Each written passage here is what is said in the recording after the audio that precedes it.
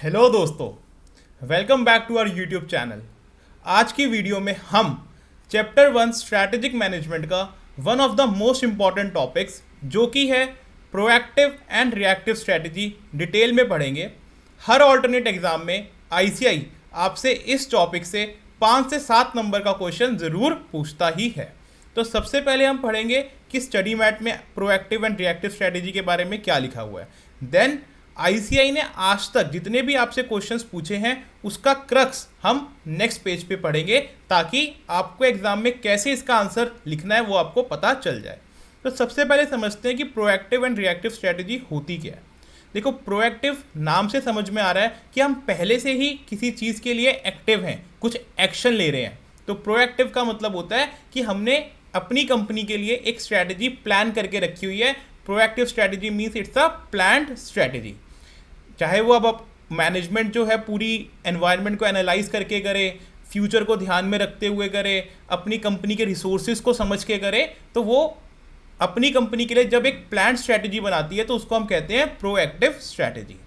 Similarly अब जब company ने प्लान स्ट्रैटेजी बनाई तो धीरे धीरे क्या होता है कि business scenario, business environment change होता है, जिसकी वजह से कंपनी को उस बिजनेस एनवायरनमेंट पे रिएक्ट करना पड़ता है। अपनी प्लान स्ट्रैटेजी के अंदर कुछ ना कुछ वो चेंजेस करने पड़ते हैं, और जो वो ये चेंजेस करती है उसको हम कहते हैं रिएक्टिव स्ट्रैटेजी। ठीक है सर, तो एक बार पढ़ते हैं कि आईसीआई अपने स्टडी मैट में क्या लिखता है। तो proactive strategy is a plan strategy and reactive strategy is an adaptive reaction to changing circumstances. तो जैसे जैसे आपके सर्कमस्टांसिस चेंज होते हैं उस पर जो हमने रिएक्ट किया उसको हम रिएक्टिव स्ट्रैटेजी कहते हैं। अब proactive strategy are proactive actions taken on the part of managers to improve company's market position and financial performance। तो ये proactive actions लिए जाते हैं मैनेजर्स के द्वारा ताकि वो कंपनी की market position and financial performance को इम्प्रूव कर सकें। सेकेंडली, रिएक्टिव स्ट्रेटेजी क्या होती है? Reactive strategy are reactions to unanticipated developments, जो हमने सोचा नहीं था वैसा कुछ हो गया मार्केट के अंदर, एंड फ्रेश मार्केट कंडीशंस, यानी कि कोई नई कंडीशंस इमर्ज हुई मार्केट के अंदर in the dynamic business environment, frequently changing business environment के अंदर जो हमने उस पर रिएक्ट किया उसको हम रिएक्टिव स्ट्रेटेजी कहते हैं। ठीक है, अब हर एक कंपनी की जो स्ट्रैटेजी होती है वो typically a blend of proactive and reactive strategy होती है, यानी कि दोनों का मिक्स होती है। कभी भी कोई भी कंपनी की स्ट्रैटेजी सिर्फ प्रोएक्टिव या सिर्फ रिएक्टिव स्ट्रैटेजी नहीं होती। यहाँ तक क्लियर है आपको? अब आपसे क्वेश्चन कई बार पूछ लेता है कि आप बताओ कि बेटर कौन सी है स्ट्रैटेजी। तो देखो, बेटर हमेशा प्रोएक्टिव स्ट्रैटेजी है। अगर कंपनी के रिसोर्सेज आपको अलाउ कर रहे हैं कि आप प्रोएक्टिव स्ट्रैटेजी बना पाओ तो आपको हमेशा प्रोएक्टिव स्ट्रैटेजी ही बनानी चाहिए। But it is never possible कि हम बिना रिएक्टिव स्ट्रैटेजी के कंपनी चला पाएं, क्योंकि हमें नहीं पता कि कल को कॉम्पिटिटर्स हमारे क्या स्टेप लेने वाले हैं, क्या बिजनेस में चेंजेस आने वाले हैं, कोविड आ जाए, कुछ मार्केट डाउन आ जाए, तो हमें कुछ नहीं पता कि फ्यूचर में क्या होने वाला है। तो रिएक्टिव स्ट्रैटेजी तो आपकी हमेशा वर्क करेगी ही करेगी बिजनेस एनवायरनमेंट के अंदर। चलिए सर, ये तो था जो अभी तक आपके स्टडी मैट में लिखा हुआ है। अब आईसीआई आपसे क्वेश्चंस क्या पूछता है? आईसीआई 3 तरीके के क्वेश्चन पूछता है आपसे। पहला तो वो सिंपल आपसे बोल देगा कि strategy is partly proactive and partly reactive, आप डिस्कस करो इस स्टेटमेंट को। अगर वो ऐसे लिखता है तो आपको इसके अंदर ज़्यादा कुछ नहीं करना, आपको एग्री करना है पहले तो कि हाँ बिल्कुल सही बात है कि strategy partly reactive and partly proactive होती है। उसके बाद आपको बताना है कि एक मैनेजर प्रोएक्टिव स्ट्रैटेजी कैसे बनाता है अपनी कंपनी में। तो उसका ये आंसर है कि सबसे पहले वो एनालाइज करता है एनवायरमेंटल सिनेरियोज को, जो भी उसके आसपास सिनेरियोज है, एनवायरनमेंट है, उसको वो एनालाइज करता है। ठीक है, उसके बाद वो एक स्ट्रैटेजिक फ्रेमवर्क बनाता है। ठीक है, create strategic framework after proper planning. ठीक है, पहले उसने एनालाइज किया, फिर उसने स्ट्रैटेजिक फ्रेमवर्क बनाया, और फिर उसके बाद वो उस फ्रेमवर्क पर प्री डिटरमाइंड मैनर में काम करता है, यानी कि पहले से ही उस पर काम करना शुरू कर देता है। And work on these strategies in a pre determined manner. समझे सर? पहले वो एनालाइज करता है पॉसिबल एनवायरमेंटल सिनेरियोज की क्या क्या एनवायरमेंट में फ्यूचर में सिनेरियोज हो सकते हैं। देन वो एक स्ट्रैटेजिक फ्रेमवर्क बनाता है after proper planning, and then वो उस स्ट्रैटेजी पे वर्क करता है अपने प्री डिटरमाइंड मैनर में। तो ये होती है आपकी प्रोएक्टिव स्ट्रैटेजी। देन सर, अब क्योंकि वो हर चीज़ मैनेजर प्लान नहीं कर सकता पहले से, स्ट्रैटेजी वो हर चीज़ के लिए पहले से नहीं बना सकता, क्योंकि बिजनेस एनवायरनमेंट डायनामिक है, चेंज होती रहती है, और जो उसने सोचा हो ऐसा ज़रूरी नहीं है कि वो वैसा ही फ्यूचर के अंदर भी हो, उसमें डेविएशन हो सकती है। तो ऐसे केस के अंदर वो फिर रिएक्टिव स्ट्रैटेजी बनाता है।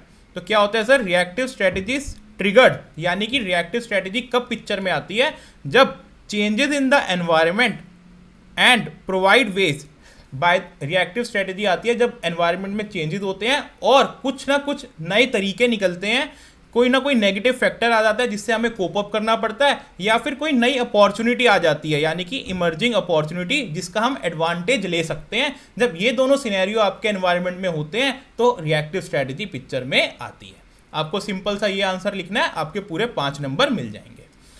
अब सेकेंड टाइप का क्वेश्चन क्या आता है सर, सेकेंड टाइप का क्वेश्चन आता है कि वो आपको बोलते हैं कि आप किसी कंपनी के स्ट्रैटेजिक एडवाइजर हो, स्ट्रैटेजिक कंसल्टेंट हो, और उस कंपनी के अभी हालात ठीक नहीं चल रहे, या तो मार्केट में बहुत ज़्यादा कंपटीशन बढ़ गया है जिसकी वजह से उसका मार्केट शेयर डाउन हो रहा है, या फिर ऑनलाइन स्पेस ने बहुत ज़्यादा मार्केट कैप्चर कर रही है और आप जो है उससे टैकल नहीं कर पा रहे।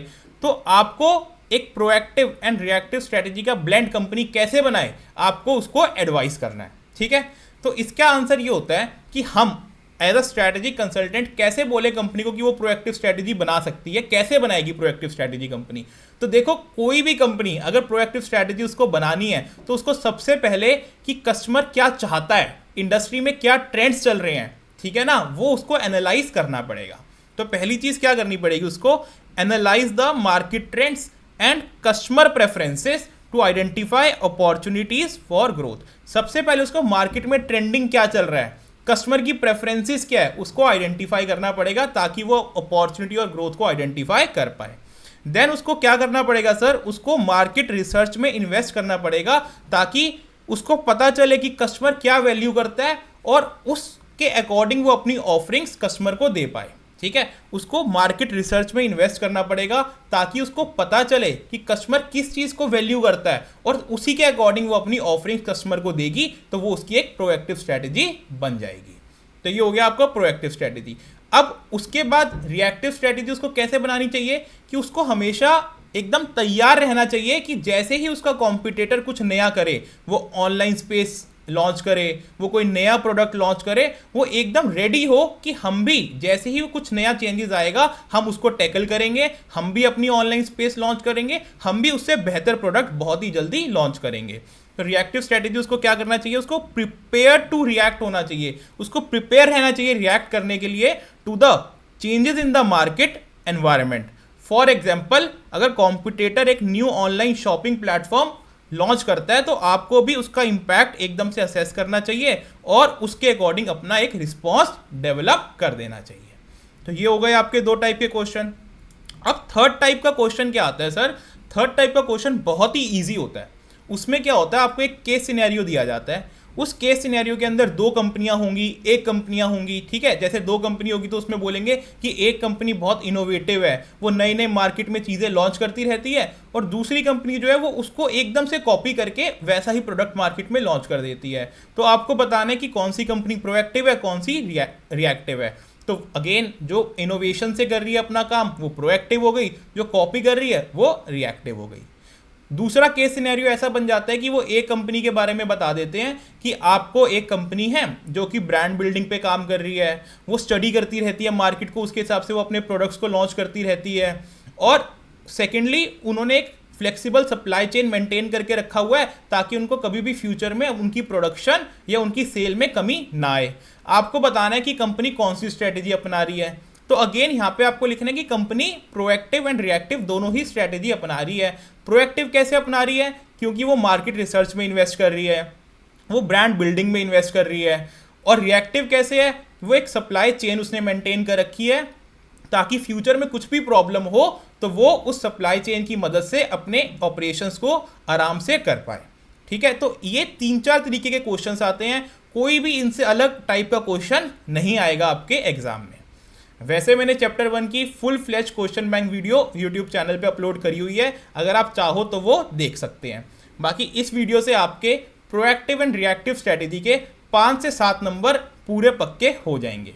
आप चाहते हैं मैं ऐसी ही वीडियोस छोटे छोटे टॉपिक्स पे लाता रहूं, तो आप इस चैनल को सब्सक्राइब कर सकते हैं एंड कमेंट में बता भी सकते हैं कि आपको किस टॉपिक पे ऐसी वीडियोस चाहिए। तो ऑल द बेस्ट दोस्तों, keep working hard, keep studying hard, bye bye.